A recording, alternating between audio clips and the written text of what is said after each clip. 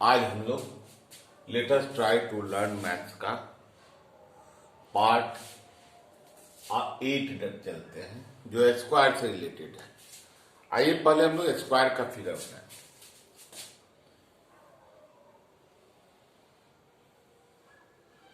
Square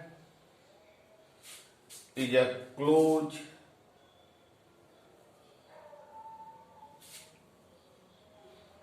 figure, quadrilateral, having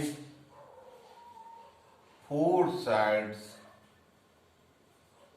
That means all sides are equal and all interior angles 90 degree.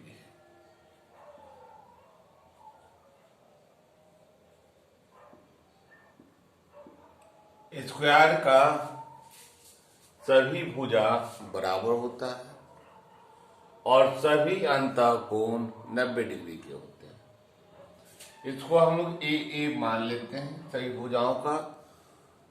अब ध्यान दें कि diagonals भी इसके इक्वल होते हैं, विकर्ण भी इक्वल होते हैं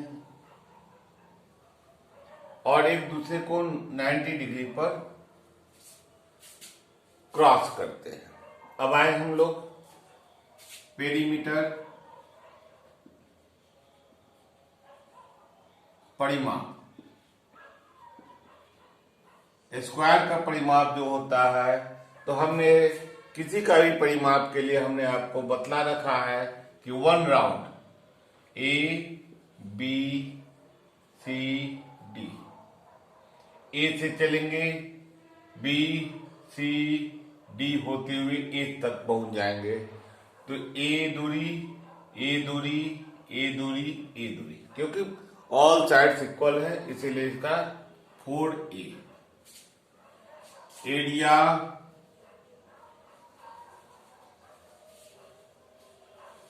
ए स्क्वायर, डायगोनल को हम लोग डी मान लेते हैं। डी यहां से यानी कि B D A C, diagonal B D equal to A C equal to √2a। अब यह आया कैसे, इस पर हम लोग चर्चा कर लें। तो यह 90 डिग्री है तो यह राइट एंगल हो गया, राइट एंगल ट्रायंगल हो गया। ए और इसको अब निकालना है तो वह हो गया √a square plus a square, √2a square. अब √ के अंदर को सॉल्व करेंगे तो यह आएगा √2a। यहां यूनिट के साथ लिख दें, जो भी दिया जाएगा उसके हिसाब से यूनिट जरूर लिख देंगे। अगर हम नहीं लिखते हैं तो हमें मार्क्स सही नहीं मिलते। अब आएंगे हम लोग कि जब स्क्वायर आपके साथ है तो इसके डायगोनल इक्वल होंगे, यह बात हमेशा ध्यान रखेंगे और एक दूसरे के ऊपर 90 डिग्री से क्रॉस भी करेंगे। यह क्रॉस 90 डिग्री से है तो यह 4 इक्वल फिगर बनते हैं। ध्यान रखिएगा, ये सभी 4 इक्वल फिगर बनते हैं और चारों का एरिया इक्वल होता है। अब हम लोग इसी से थोड़ा सा अलग चले। अगला फिगर वह फिगर है रेक्टेंगल आयत का।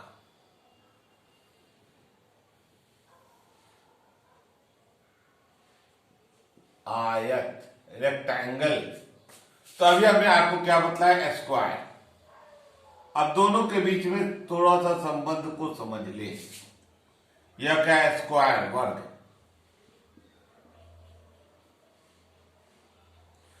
तो देखिए यहां पर इसके ऑल साइड्स इक्वल हो गए, इसके अपोजिट साइड्स इक्वल होंगे। ए बी बी, ध्यान रखेंगे इसमें ऑल साइड्स इक्वल होंगे और इसके अपोजिट साइड्स इक्वल होंगे। लेकिन एक और रिलेशन है दोनों में जो इक्वल है, ऑल एंगल्स इसके भी 90 डिग्री होते हैं और इसके भी होते हैं, इसके भी 90 डिग्री होते हैं, इसके भी डायगोनल इक्वल होते हैं। ध्यान रखेंगे हम लोग, दो इसके भी डायगोनल इक्वल होते हैं, इसके भी डायगोनल इक्वल होते हैं। लेकिन एक बात और याद रखेंगे, इसके जो डायगोनल है एक दूसरे को 90 पर क्रॉस करते हैं, इसमें 90 पर क्रॉस नहीं करते हैं। ध्यान रखेंगे यहां पर या 90 पर। इस वीडियो को आप लोग अलग से पूरा सुन लेंगे, कभी आपको प्रॉब्लम नहीं होगा। क्लास 6 से लेकर के कंपटीशन तक के बच्चे आराम से इसको देखेंगे, कंसेप्ट को क्लियर करेंगे और एग्जामिनेशन देंगे। अब उसके बाद आएंगे हम लोग एरिया के बारे में और पेरीमीटर के बारे में। तो पहले पेरीमीटर आए, पेरीमीटर में देखेंगे परिमाप जो इसका होगा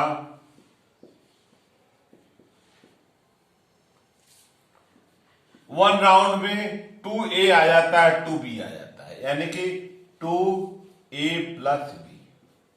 ए क्या है? लेंथ है, लंबाई,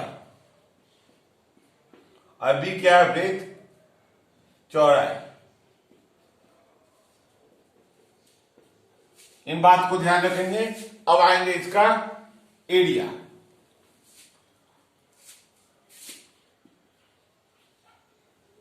एरिया इक्वल टू हो जाएगा, यानी कि क्षेत्रफल equal to A B, length into breadth, length लंबाई गुने चौड़ाई। अब डायगोनल की बात करेंगे तो डायगोनल होगा, नाम दे दे ए बी सी डी, तो ए सी और B D, A C equal to B D equal to under root A square plus B square. थोड़ा सा हम अंतर बतलाते हुए आगे हम लोग चलें। अब आएंगे अगला फिगर,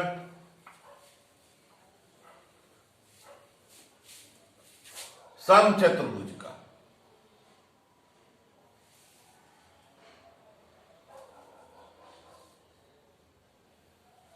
इसके सभी साइड्स इक्वल होते हैं, लेकिन इसमें एक है डायगोनल भी क्रॉस करता है 90 डिग्री पर। अब यह है कि सभी एंगल 90 डिग्री के नहीं होते हैं। तो यह स्क्वायर से रिलेटेड जरूर है, लेकिन स्क्वायर से रिलेटेड दो ही पॉइंट में है कि ऑल साइड्स इक्वल होंगे, डायगोनल जो है इक्वली इंटरसेक्ट करेंगे 90 डिग्री पर। अब इसके बाद इसका हम लोग निकालें पेरीमीटर 4a, परिमाप जो होगा 4a होगा, और एरिया क्षेत्रफल जो होगा उस पर हम कैलकुलेशन करते हैं, इसको हम लोग D1 मान लेते हैं, D1, और इसको D2 मान लेते हैं। तो यह बराबर होता है हाफ D1 इंटू D2। इसके बाद हम लोग चलें अगला फिगर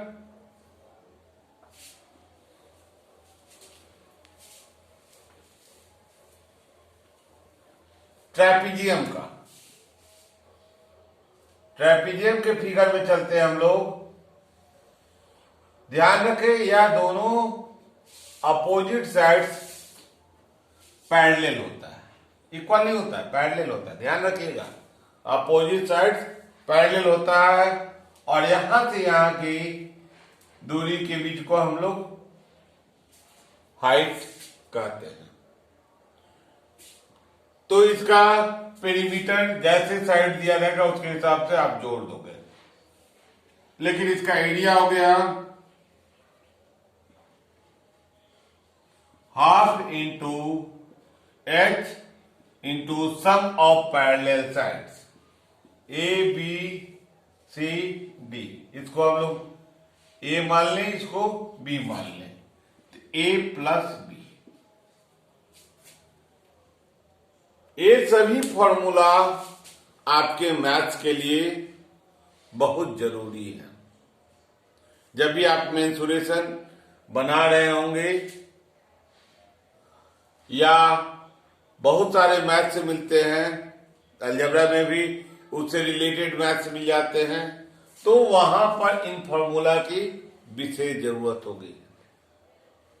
इसे आप ध्यान में रखेंगे और मैं अगले वीडियो में आपको वॉल्यूम से रिलेटेड फॉर्मूला का जानकारी दूंगा। इन्हीं शब्दों के साथ एवं शुभ आशीष के साथ हम आपसे विदा लेते हैं। जय हिंद।